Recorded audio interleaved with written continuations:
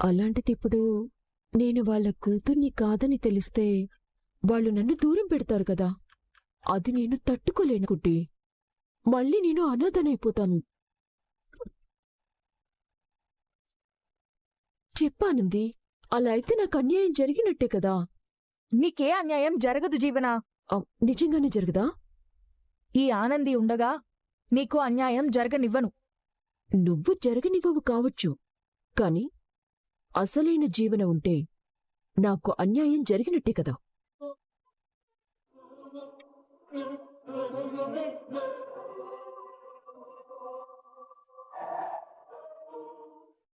చెప్పానంది. అసలా జీవన ఉంటే కదా నీకు అన్యాయం జరగనీకి. నువ్వు గసంటువి ఆలోచించకు. అంటే జీవన నిజంగానే చనిపోయిందా? చనిపోయింది. ఎలా చనిపోయింది?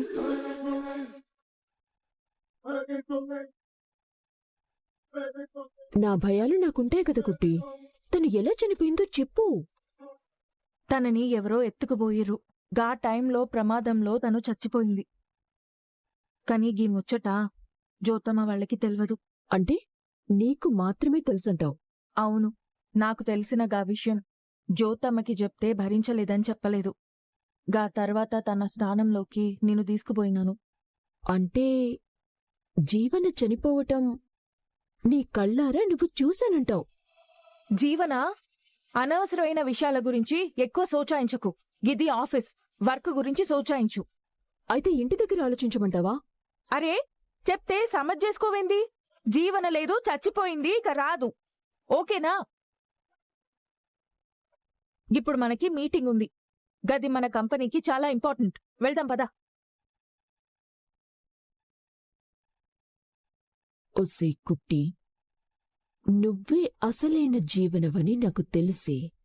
కాని నువ్వు ఆ విషయం చెప్తావో లేదో అని జస్ట్ అలా టెస్ట్ చేశానంతే. మీ అమ్మకున్న గండం వల్ల నువ్వు వాళ్ళ కూతురువని తెలిస్తే మీ అమ్మ ఎక్కడ చనిపోతుందో అని నువ్వు ఆగిపోయావని కూడా నాకు తెలిసే. ఒకవేళ నువ్వీ పరిస్థితిని దాటి నిజం చెప్పేలోపు, మీడియాకి ఫోన్ చేసింది నేనే అని కనిపెట్టేలోపు నిన్ను ఏదో ఒకటి చేసేస్తాను. చిన్నప్పుడు జీవన చనిపోయిందని నువ్వే అన్నావు కదా. ఇప్పుడు నిజంగానే నేను జీవనని చంపేస్తాను.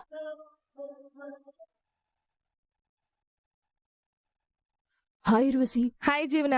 సారీ ఉర్వశి. దేనికి? అత్తయ్య గారు నీ గురించి చెప్పిన తర్వాత నువ్వు ఏదైనా చేసి మా బావగారిని నీ వైపుకు తిప్పుకుంటావు, ఆనందిని ఇక్కడ్నుంచి వెళ్ళిపోయేలా చేస్తావు అని నీమీద నేను చాలా ఓవర్ ఎక్స్పెక్టేషన్స్ పెట్టుకున్నాను. కాని అవన్నీ నువ్వు చేయలేవని నాకు అర్థమైంది. అయినా తప్పు నాదే ఉర్వశి. చేతకాని వాళ్లమీద ఓవర్ ఎక్స్పెక్టేషన్స్ పెట్టుకోకూడదు. వాళ్ళేదో చేయాలనుకుంటారు, కాని ఏమీ చేయలేరు. జీవన, అదేంటి కోపమొస్తుందా? నువ్వే చెప్పు. ఇన్ని రోజుల్లో నువ్వు ఏదైనా చేయగలిగావా? లేదు కదా. నీ కారణంగా ఆనంది బాధపడ్డం, నువ్వు చేసిన పనివల్ల మా బావగారు నిన్ను మెచ్చుకోవటంలాంటివి ఎప్పుడు జరగలేదు. ఇంతవరకు జరగలేదు గాని ఇప్పుడు జరుగుతుంది. ఏం చేశావు? ఏం చేశానో తర్వాత చెప్తాను. ముందైతే మీటింగ్కి వెళ్దాం పద. ఆనందిని అన్ని రకాలుగా టార్చర్ పెట్టాలి. నా వైపు నుంచి ఇబ్బంది పెట్టాలి, ఇటు ఊర్వశి సైడ్ నుంచి కూడా ఇబ్బంది పెట్టాలి. ముందు ఊర్వశి ఏం చేస్తుందో చూద్దాం. మనకింకా ఫైనల్ రౌండ్ మాత్రమే మిగిలింది. ఈ రౌండ్లో మనం గెలిచాము అంటే ఈ బిజినెస్లో 50% సక్సెస్ సాధించినట్టే. యా. అప్పుడు మార్కెటింగ్ మనం చేయాల్సిన అవసరం లేదు, మన డిస్ట్రిబ్యూటర్లే చేస్తారు. సక్సెస్ అనేది ఈ ప్రపంచంలో అత్యంత పదునైన ఆయుధం.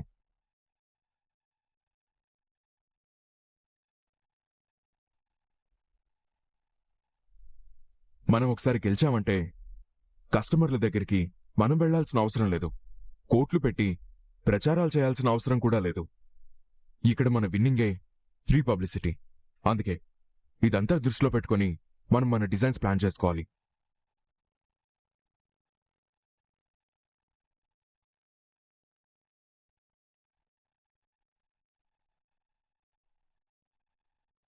ఆదిత్య, అమ్మా ఆనంది, ఫైనల్ కాంపిటీషన్కి వెళ్ళడానికి మీ దగ్గరున్న మంచి స్ట్రాటజీ ఏంటి? ఎక్స్క్యూజ్ మీ సార్, నా కాడ డిజైన్స్కి సంబంధించిన వివరాలున్నాయి. మీ అందరికీ ఒకసారి నేను దాని గురించి ఎక్స్ప్లెయిన్ చేస్తా.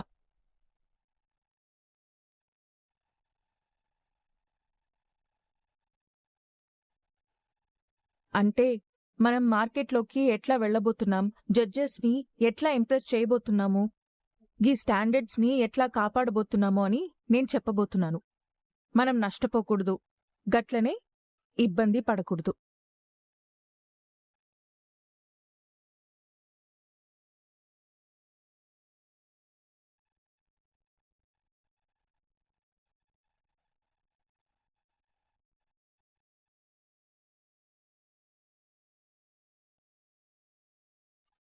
ఆనంది, ఏమైందమ్మా? ఏం లేదు సార్. ఇప్పుడే స్టార్ట్ అయిందన్నమాట. కంగారు పడకానంది, ఇంకా సేపట్లో నీకు ఇది ఇంకా పెరుగుతుంది. ఎందుకంటే ఆఫీస్ బాయ్ నీకిచ్చిన జ్యూస్లో నేను వేరే కలిపాను కదా.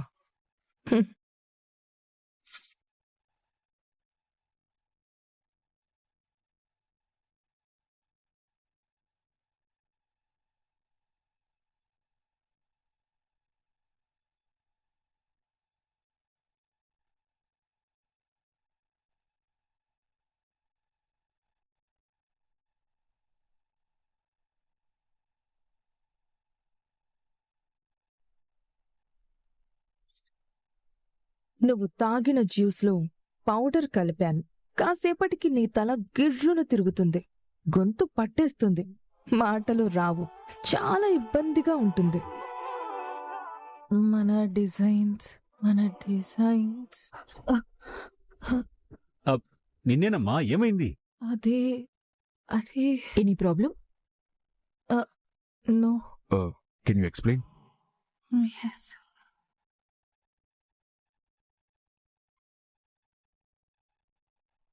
ఆనంది, నా వల్ల కావట్లేదు. మేడం, ఏమైంది? No problem sir. అప్పుడప్పుడు ఎప్పుడైనా మార్నింగ్ సరిగ్గా బ్రేక్ఫాస్ట్ చెయ్యకపోవడం వల్ల కళ్ళు తిరుగుతూ ఉంటాయి.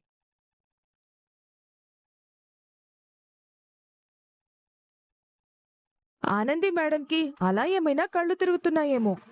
మేడం ప్లీజ్ మీరు కూర్చోండి, నేను ఎక్స్ప్లెయిన్ చేస్తాను. మరి నువ్వు ఎక్స్ప్లెయిన్ చేయగలవా? అవకాశం ఇస్తే కదా తెలిసేది. ఎస్ సార్, నేను ఎక్స్ప్లెయిన్ చేయగలను. యాక్చువల్లీ ఈ డిజైన్స్తో మనం మార్కెట్లోకి వెళ్తే మనం టార్గెట్ చేసేది బట్టలు కొనుక్కోవడం కోసం. డబ్బులు కూడబెట్టి బడ్జెట్ చూసుకునే వాళ్ళు ఎవరైతే ఉంటారో వాళ్ళకి నాణ్యమైన వస్త్రాలు ఇవ్వడమే మన ఎజెండా. వాళ్ళని హ్యాపీగా ఇంటికి పంపించాలి.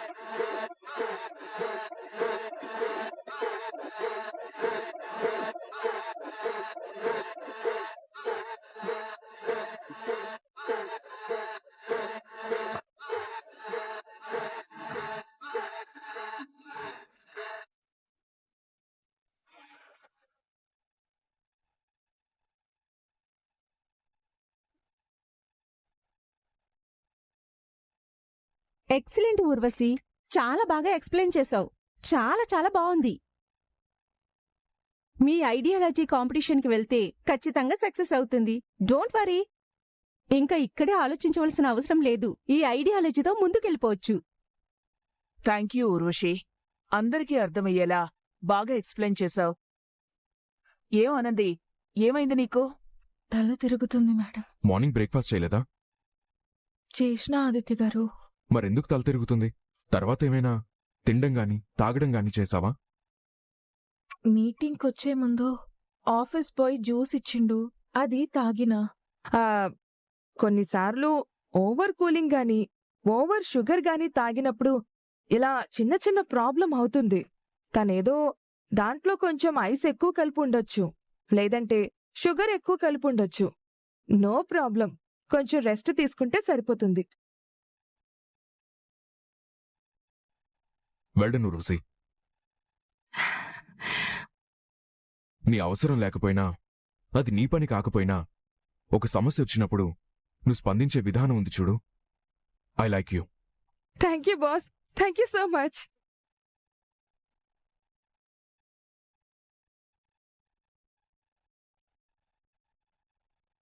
ఆనంది మేడం చాలా బాగా ఎక్స్ప్లెయిన్ చేస్తారు. నేను తనంత గొప్పగా ఎక్స్ప్లెయిన్ చెయ్యలేదేమో. నో నో నో నో, నువ్వల్ల ఏమీ అనుకోవద్దు. నిజం చెప్పాలంటే ఆనంది కంటే బాగానే ఎక్స్ప్లెయిన్ చేశావు. ఏమత్తయ్య గారు, మీకేమైనా అలా అనిపించిందా?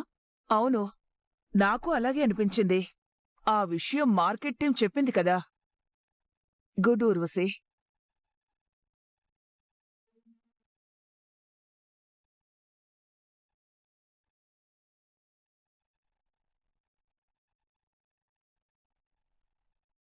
Keep it up.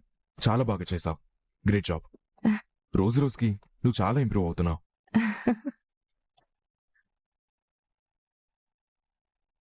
ఉరుసి, ఆనందికి ఏదైనా హెడేక్ టాబ్లెట్ ఇవ్వు. అదంతా నేను చూసుకుంటాను బాస్. తనకేం కాదు, కొంచెం రెస్ట్ తీసుకుంటే సరిపోతుంది. ఆనంది మేడం రండి.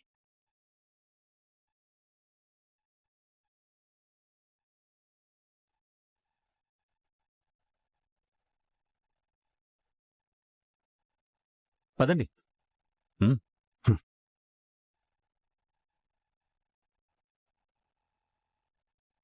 అత్తయ్య గారు. రావు రుసి, నీకోసమే వెయిట్ చేస్తున్నాను. కంగ్రాట్స్. థ్యాంక్ యూ అత్తయ్య గారు. నువ్విలాగే ఆదిత్యకి దగ్గరవ్వాలి. చూసావా, ఈరోజు నువ్విచ్చిన ప్రెజెంటేషన్కి ఆదిత్య ఫిదా అయ్యాడు. నిన్న ఐ లైక్ యూ అన్నాడు.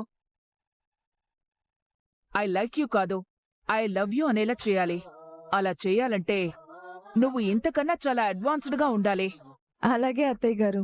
కాని ఒక విషయం గుర్తుపెట్టుకో, ఆనంది గోడకు కొట్టిన బంతిలాంటిది. ఎప్పటికప్పుడు బౌన్స్ బ్యాక్ అవుతూ ఉంటుంది. ఒక్కసారి ఏదైనా ఫెయిల్ అయినా తర్వాత ఇచ్చే కంబ్యాక్ ఉంటుంది చూడు, అది చాలా పవర్ఫుల్గా ఉంటుంది. అందుకే చెప్తున్నా, ఆనందికి తలనొప్పొచ్చిందని ఆదిత్య కొంచెం కన్సర్న్ చూపిస్తున్నాడు. ఇలాంటి టైంలోనే నువ్వు వాళ్ళిద్దరి మధ్య ఎంతో కొంత దూరం పెంచాలి. నువ్వు ఆదిత్యకి ఇంకా దగ్గరయ్యే ప్రయత్నం చేయి. అదే ట్రై చేస్తున్నాను అత్తయ్య గారు, కానీ అవకాశం దొరకట్లేదు. అవకాశాలు దొరకవు, మనమే సృష్టించుకోవాలి. ఇంతకీ నువ్వు ఈవినింగ్ ఎలా వెళ్తున్నావు? స్కూటీ మీద వెళ్తున్నా. స్కూటీ మీద వెళ్లడం కాదు, ఆదిత్య కారులో వెళ్లేలా చేయి. కారులో వెళ్తే మీరిద్దరూ మనసు విప్పుకొని మాట్లాడుకునేంత ఏకాంతం దొరుకుతుంది. అప్పుడే నీ గురించి పూర్తిగా ఆదిత్యకి అర్థం అవుతుంది. నీ మీద ఇష్టం కలుగుతుంది. కానీ నాకు స్కూటీ ఉంది కదా. అవన్నీ చెప్పొద్దు. ఆదిత్య నువ్వు బయటికి వెళ్లేలా చూడు. ఇప్పుడు ఏం చేయమంటారు? ఏంటి నువ్వు? అసలు నా కొడుక్కి నువ్వు ఎలా దగ్గరవ్వాలో నేను చెప్తే చాలా దరిద్రంగా ఉంటుంది. నీకున్న తెలివితేటలతో నువ్వే ఆలోచించు. నేను చాలా పద్ధతిగా పెరిగిన ఆడపిల్లని కదా, నాకవన్నీ తెలీదు.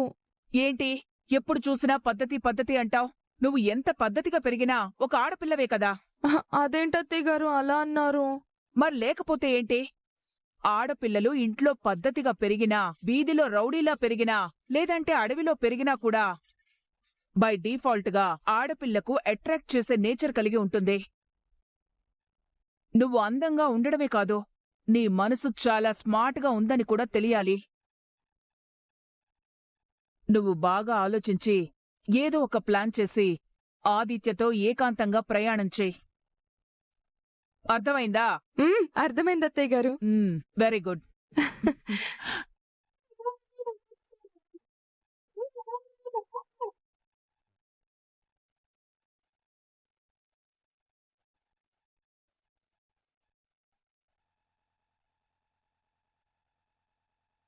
ఆదిత్య గారు వెళ్ళిపోవడానికి రెడీ అవుతున్నారు.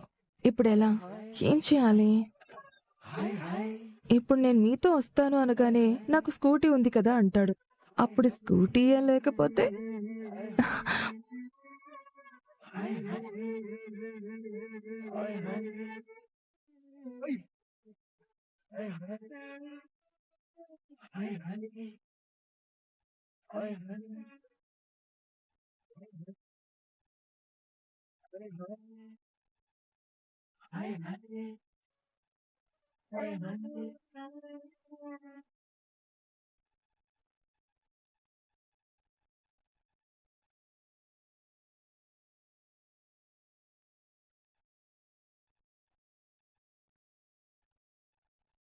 ఆ, బాస్ బాయ్ రుసి. ఆ, బాస్ 1 మినిట్.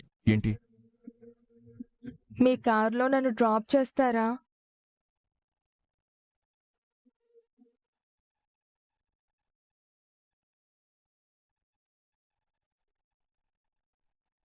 నీకు స్కూటీ ఉన్నట్టుంది కదా? ఆ, అది పంచర్ అయింది బాస్. ఓ. ప్లీజ్ మా ఇంటి దగ్గర కొంచెం నన్ను డ్రాప్ చేస్తారా?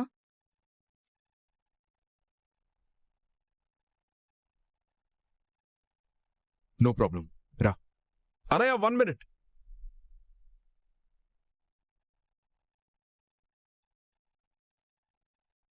ఆనంది మేడం, ఈరోజు మీరు అన్నయ్య పురుషోత్తం గారిని కలవడానికి వెళ్ళాలనుకుంటానే.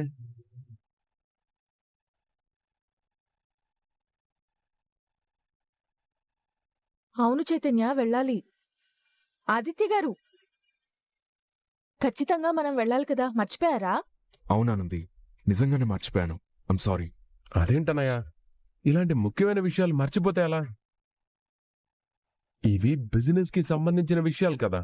గది చెప్పనీకే నేను వచ్చింది. No problem madam. అన్నయ్య కూడా వస్తున్నాడు, మీరిద్దరూ కలిసి బయలుదేరండి. రావు రుసి. ఉమ్, ఆహా, తనెక్కడికి వస్తుంది అన్నయ్య?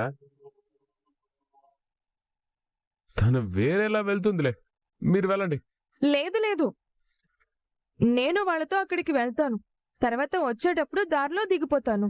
మేడం, ఆఫీస్ నుండి బయటికి రాగానే మీరు వెళ్లాల్సింది లెఫ్ట్, మా అన్నయ్య వెళ్లాల్సింది రైట్.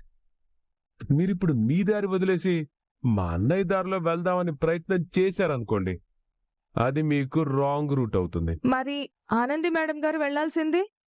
ఆనంది మేడం గారు కూడా రైట్కే వెళ్ళాలి.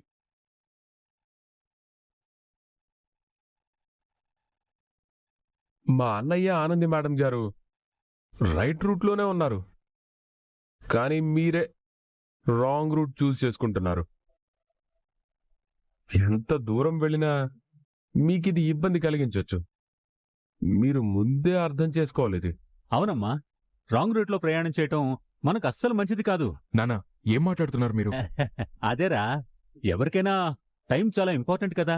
నీకోసం తను పురుషోత్తం గారి దగ్గరకు వచ్చి అక్కడి నుంచి మళ్ళీ తన ఇంటి దగ్గర దిగడం చాలా ఇబ్బంది కదా.